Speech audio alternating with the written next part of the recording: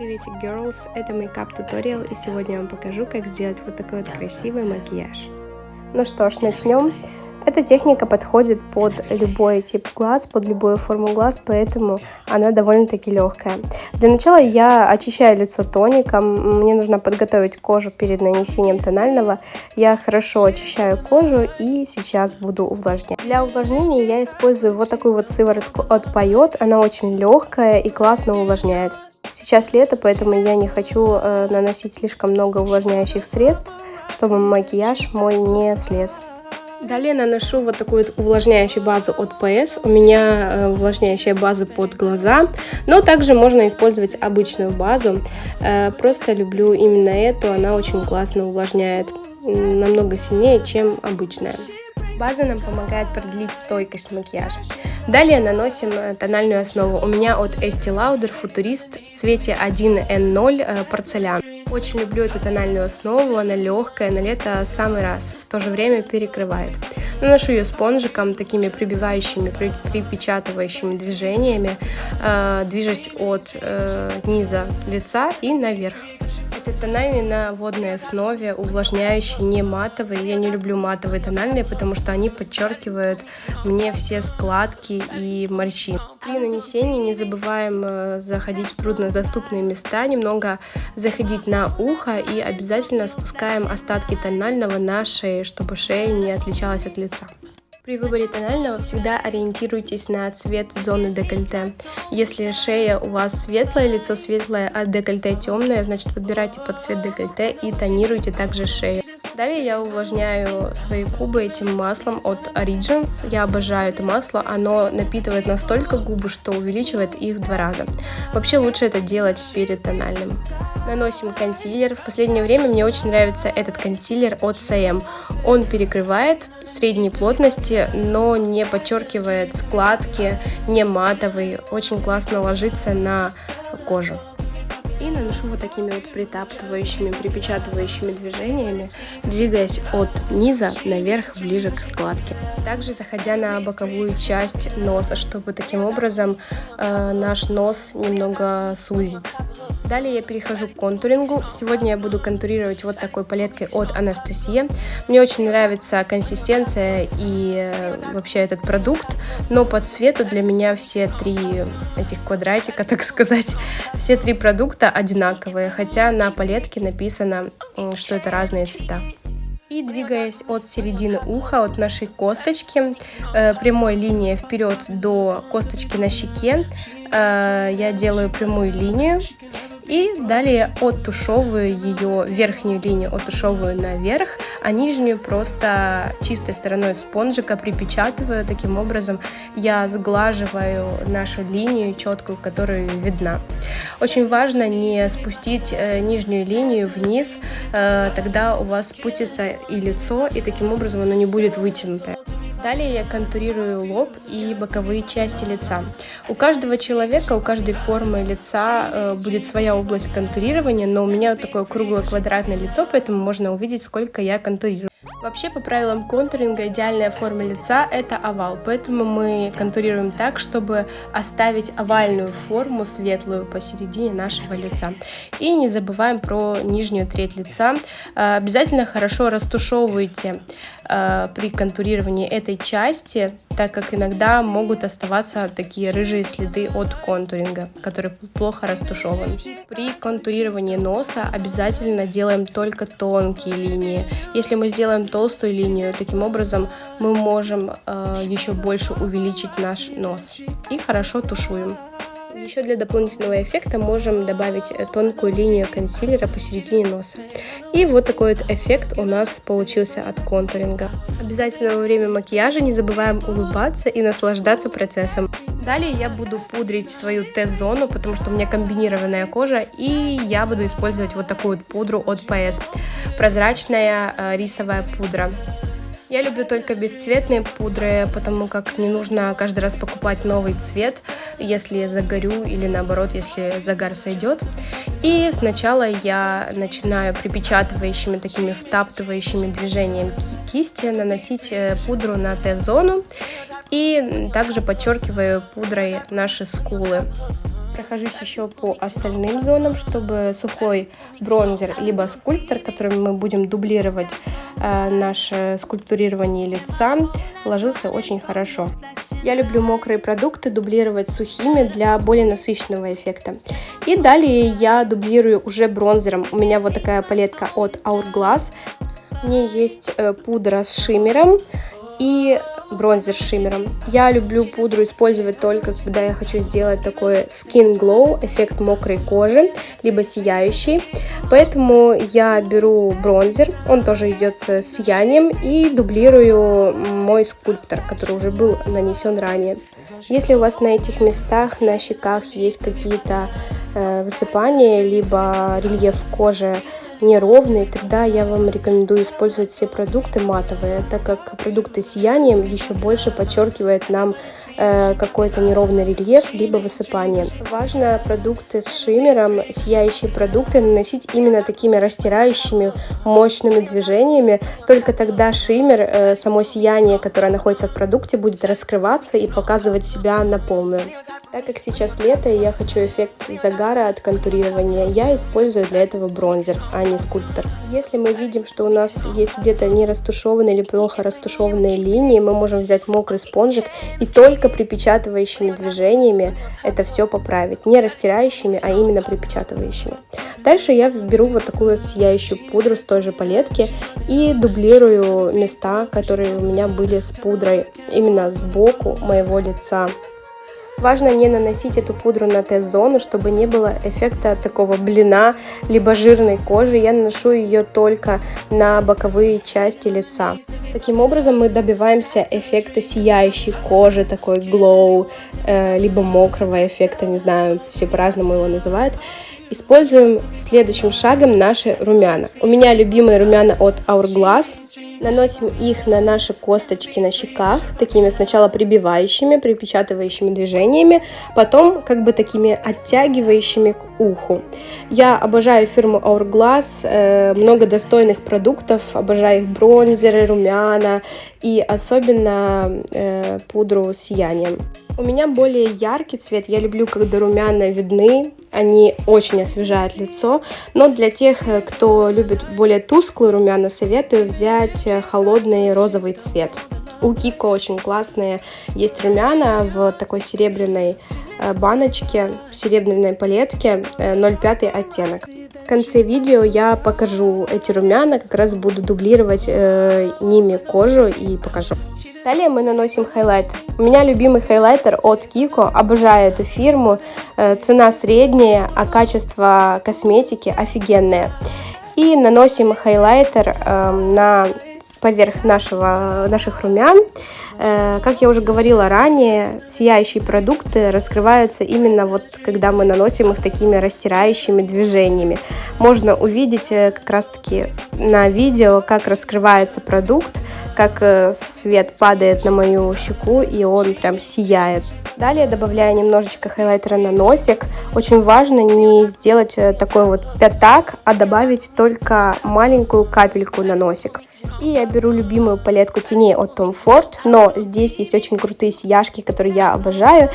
Я наношу эти сияшки прямо поверх хайлайтера, чтобы еще больше подсветить мою кожу и сделать такой сияющий эффект glow. Я обожаю сияющую кожу, поэтому люблю сияние добавлять, еще дублировать вот такими продуктами. Почему именно эта палетка, а не какие-то другие палетки? Потому что там именно такое легкое сияние. Далее делаем брови. У меня карандаш от Evelyn, самый обычный. И я сейчас буду рисовать себе брови. Не люблю их рисовать, но приходится. Начинаю я всегда с хвостика брови, рисую нижнюю часть и плавно поднимаюсь наверх, закругляю угол. Строение брови состоит так, чтобы мы сделали как бы такой треугольник и две полоски. Хвостик у нас будет более таким треугольником, можно увидеть, как я сделала это сейчас. И рисуем две таких параллельных полоски. Я люблю ярко выраженные брови, поэтому я их немножечко могу расчесать, вычесать, но в целом я люблю, когда цвет ярко выраженный. поэтому я вот так вот оставлю бровь, как она есть. Я над бровями сильно не парюсь, проще сходить к бровисту, и тогда уже видишь свою форму, но я давно не делала себе брови, поэтому приходится мучиться. И по такой же схеме оформляем вторую бровь. Рисуем сначала нижнюю часть, нижнюю линию и поднимаемся наверх, закругляя наш хвостик, наш угол хвостика. И от нижней части рисуем сначала одну параллельную линию, потом вторую. Также хвостик можем немножечко вытянуть вниз. У каждого будет своя форма бровей, каждый привык по-разному их оформлять. Но если у вас похожая форма, как у меня, можете оформлять по моему методу, как я оформила их на видео. Как я уже сказала, я люблю ярко выраженные брови, поэтому вот такой эффект можно увидеть. Далее мы приступаем к макияжу глаз. И я немного разровняла складки наши на глазах спонжиком. Беру палетку от Kiko в таких холодно-розовых баклажановых оттенках. У Kiko также классные тени. Они очень пигментированные, классно тушуются. Беру сначала такой более светлый цвет, чтобы нанести его на глаза и чтобы была такая как бы основа, да, наша. Основной цвет будет вот такой вот холодно-светло-розовый. И наношу пушистой кистью такими припечатывающими движениями на наше подвижное веко и круговыми движениями оттушевываю наверх, чтобы сделать такой как бы красивый плавный переход. И то же самое делаю со вторым глазом. Наношу сначала припечатывающими движениями и остатки теней я оттушевываю наверх более круговыми движениями. Так как у меня зеленые глаза, я выбрала именно этот цвет. Мне очень идут такие баклажановые, пудрово-розовые, холодно-розовые оттенки. Для зеленоглазых девушек это вообще must have. Они подчеркивают и выделяют цвет глаз. Вообще супер классно. Также для голубоглазых девушек тоже самый цвет очень красиво подчеркнет глаза. Еще очень классная палетка от Dior Backstage в холодно-розовых и пудрово-розовых оттенках. Далее, когда у меня уже есть основной цвет, я его также оттушевываю слегка в бок. Таким образом я могу вытянуть глаз, оттушевав тени как бы в стороны. Далее наносим тот же оттенок на нижнее веко. Немного разглаживаем наши складки и наносим пушистой кистью. У меня формы бочонка кисть. Я ее наношу сначала к линии роста ресниц и оттушевываю такими вот движениями более вниз. И чаще всего мы забываем о том, что нужно разглаживать консилер, который забился в складке, и сразу начинаем наносить продукт по этой складке. Когда мы наносим продукт в эту складку, которая у нас не разглаженная, а с консилером, тогда у нас еще больше наша складка забивается и тени ложатся неравномерно. Я оттушевываю это все также на втором глазу.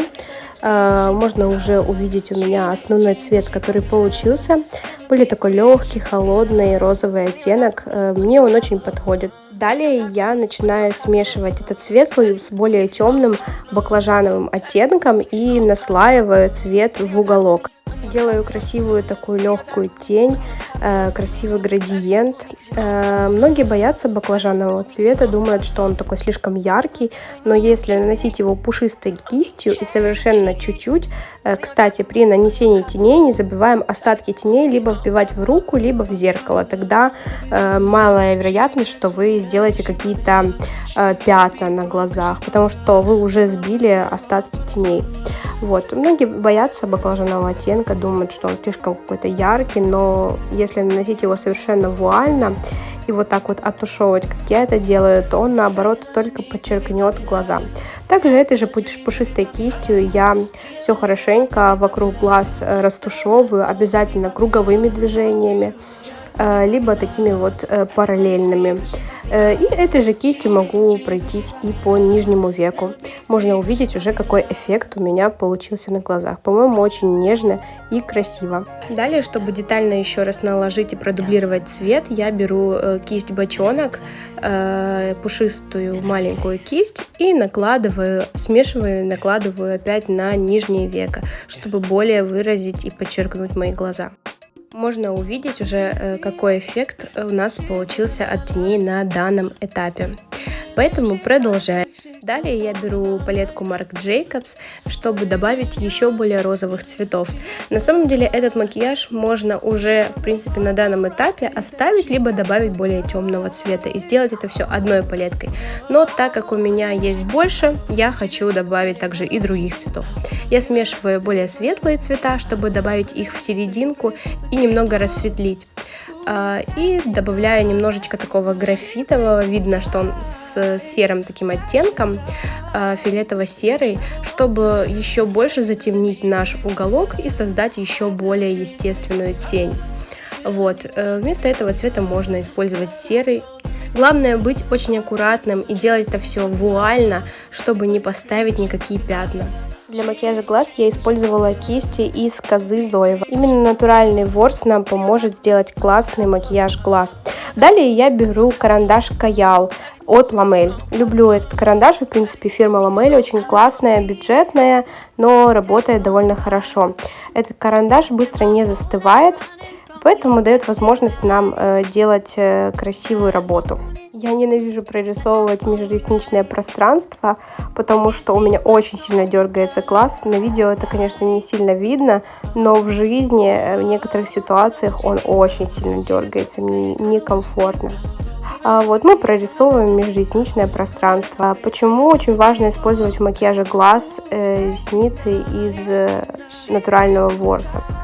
Потому что натуральный ворс козы, например, он хорошо схватывает тени и хорошо их отдает на глаз. Если это пушистая кисть для тушевки, значит она нам классно растушует. Если мы будем использовать синтетические пластиковые кисти, они не сделают нам такой плавной, красивой тушевки, красивого градиента.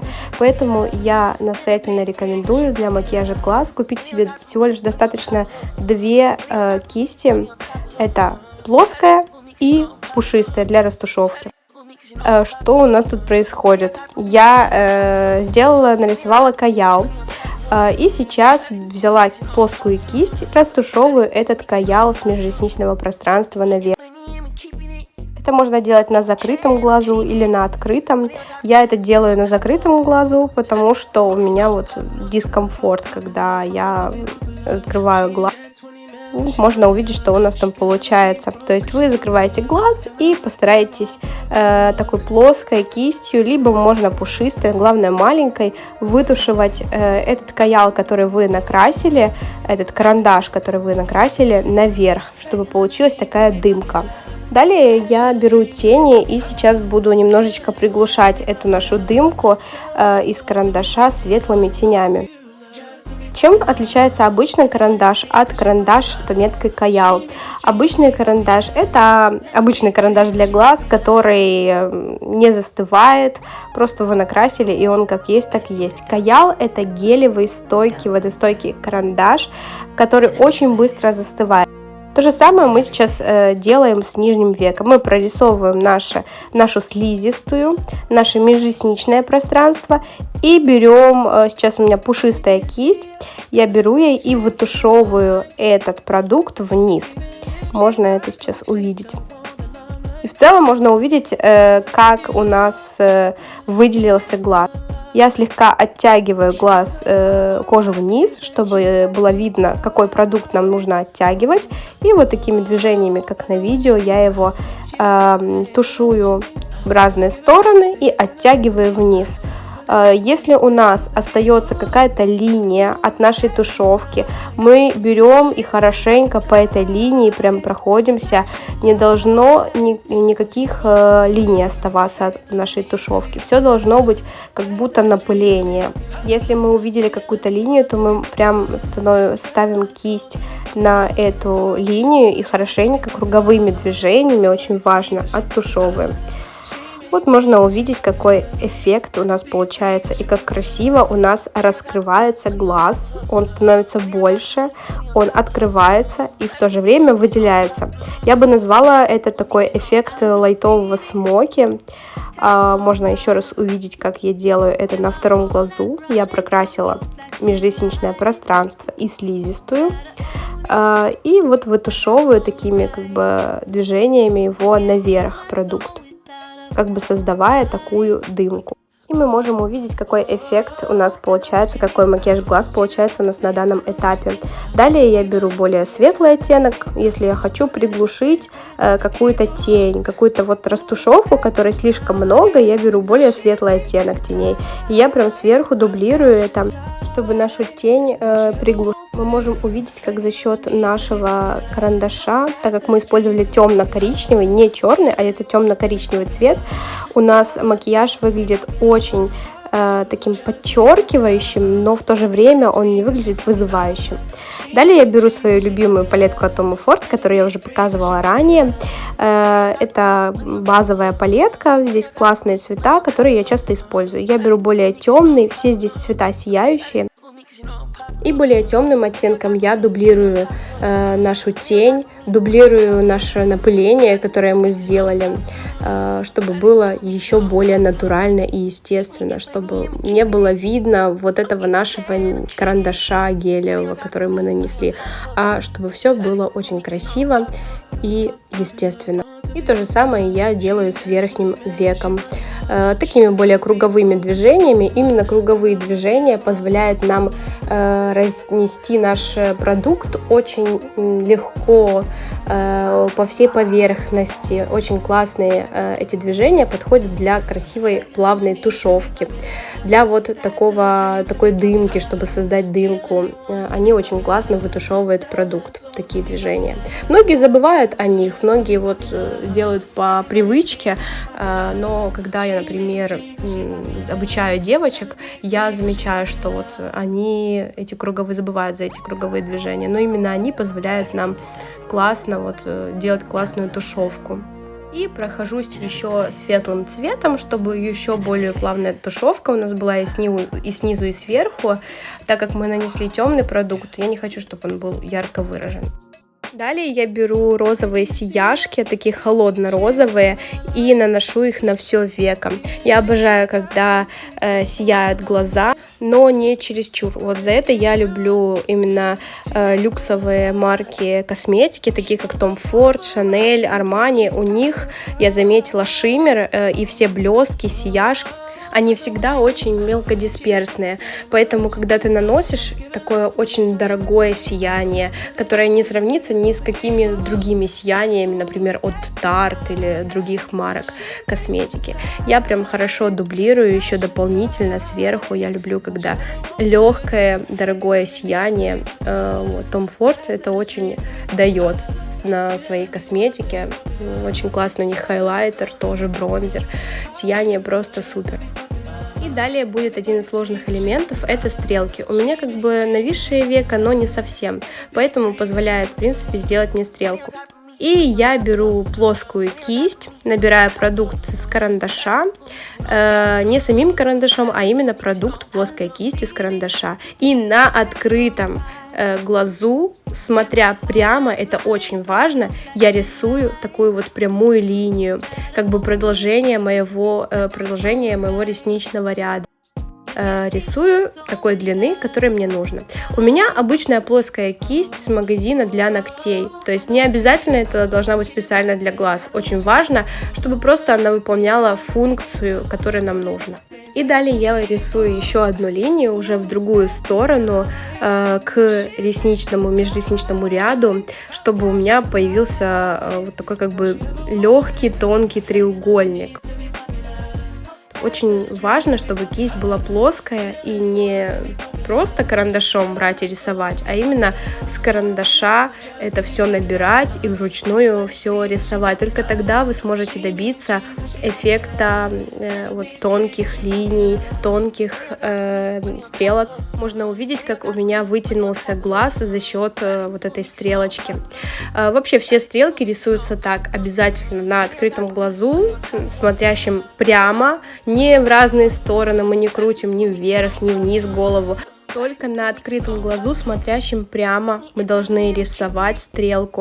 Потому что вы можете рисовать ее на смотрящем вниз или вверх глазу, потом вы его откроете, и у вас будет непонятно что, не стрелка. А так вы сразу видите, как ваша стрелка будет выглядеть если вы будете смотреть постоянно прямо. И так же самое. Я советую стрелки рисовать более как по направлению вверх, потому что на некоторых формах глаз, если рисовать прямые стрелки, то она еще больше опускает глаз вниз и создает такой эффект грустного лица. Дополнительно, если мне нужно, я могу натянуть и оттянуть кожу, чтобы моя кожа была хорошо натянутая и кисть скользила по ней. Можно увидеть вот такой вот эффект. Если я вижу какие-то недочеты, я беру чистую плоскую кисть, окунаю ее совсем чуть-чуть в консилер, и на натянутой коже я вот так вот подтираю все, что мне нужно. И вот такие вот у меня стрелки получаются. Выглядит очень хорошо. Вытянула мне глаз, подчеркнула, в то же время не выглядит как-то слишком вызывающе. И красим ресницы.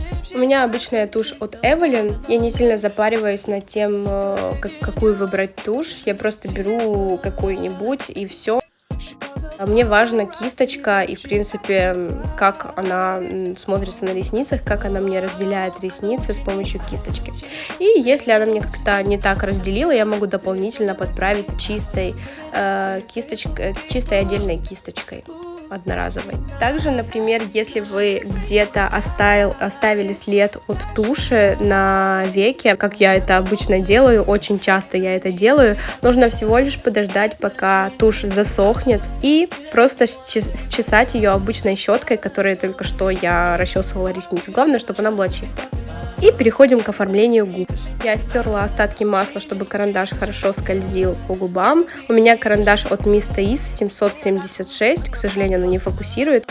Он очень холодный и довольно-таки темный, да, но я его обожаю, потому что все равно потом контур я буду немножечко закрашивать другой помадой, и он не будет такой слишком ярко выраженный, как на данный момент.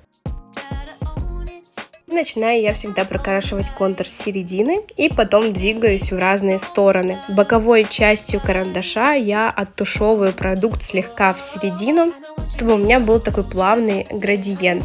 И то же самое с верхней губой. Сначала я рисую арку, а потом делаю такую прямую линию к концу моей губы, как бы так сказать, к уголку губы.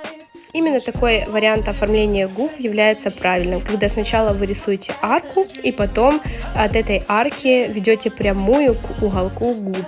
Неважно, какая у вас форма губ, у меня вот она как раз таки возле уголков губа заворачивается внутрь, я не обращаю на это внимания, а правильно формирую губы, как заложено изначально. Далее я беру мою любимую помаду Pin-Up от Luxe Visage номер 20 и ей беру, прям рисую по контуру, внутри контура.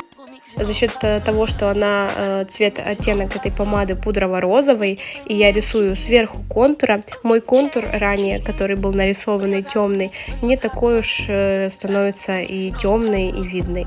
Он дает именно такой красивый, холодный оттенок контура. Обожаю косметику Luxe Visage, но, к сожалению, на данный момент у меня нет возможности ее купить, да и, в принципе, и нет желания. Вот такое вот оформление губ у нас получилось. Там, где остались у нас пустые места, какие-то недочеты мы можем подправить. И, собственно говоря, те румяна, которые я обещала показать в начале видео от Kiko в оттенке 05, таких холодно-розовый оттенок. Мы их тоже наносим, дублируем. Я в конце макияжа всегда люблю дублировать румяна, потому что румяна имеют свойство пропадать. И в целом наш макияж готов. Сейчас покажу вам результат, который у нас получился. Осталось только расчесать волосы. И вуаля! Сейчас я возьму камеру ближе и покажу вам с близка, как выглядит наш макияж. По желанию можно наклеить ресницы, но я не люблю клеить ресницы, у меня ламинирование. Вот такой вот подчеркивающий макияж со стрелкой, вечерний, но в то же время сдержанный у нас получился в таких красивых пудрово-розовых оттенках. И только посмотрите, какое сияние у нас получилось благодаря продуктам, которые мы сегодня использовали. Если вам понравился этот туториал, обязательно ставьте лайки, пишите комментарии, если у вас возникают какие-то трудности, и подписывайтесь, чтобы не пропустить следующее видео. Всем спасибо за просмотр!